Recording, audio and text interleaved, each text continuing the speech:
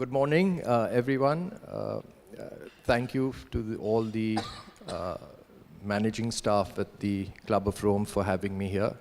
The topic is not something which particularly I'm very conversant with, but I always like to think out of the box and bring new ideas to everyone in the audience and germinate some seeds.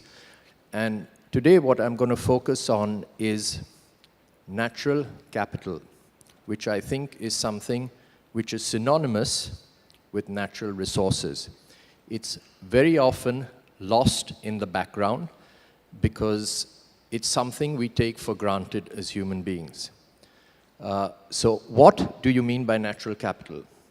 Natural assets are soil, air, sun, the forests, heat, everything that forms life to make humans into an ecosystem in which you work around.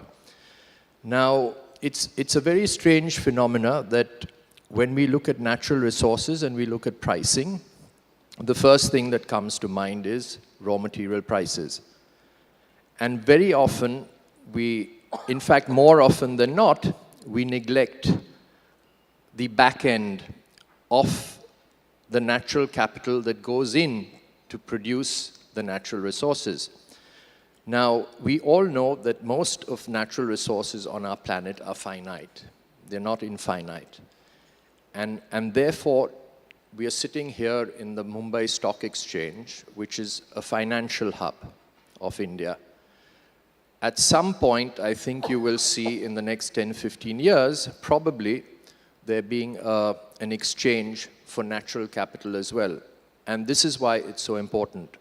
Natural capital is almost like a trust fund. Now, Mr. Ramadurai here is part of the Tata Group. It's known for the Tata Trust. Now, if you look at it being as a trust fund, we humans are beneficiaries of this trust fund. And we live off the interest. And what are the main components of the trust fund? They're the air, soil, water, minerals, whatever you call it. Through our rampant consumption over many decades, we have been actually dipping in to the capital of the trust fund, which, as you know, in excess, eventually lands up with a format of bankruptcy, which we're reading about consistently in today's newspapers in terms of industry. But if you relate that and go back and look at it as natural capital and look at your finite assets in terms of soil, land, etc., there is constant degradation. We just tend to ignore the actual value that it can bring. Now, I'll bring a simple example of industry into this. I'm a big leather shoe manufacturing company. So, my main component is leather. How do I get leather? I depend on animals, on hides. The animals then depend on grass. The grass depends on land. The land depends on water. How much of the cost of all these natural resources is actually built in to the cost of your eventual raw material, which is leather? It's never, ever reflected in balance sheets, never. But now what is very interesting is that nature is coming back into balance sheets as we speak.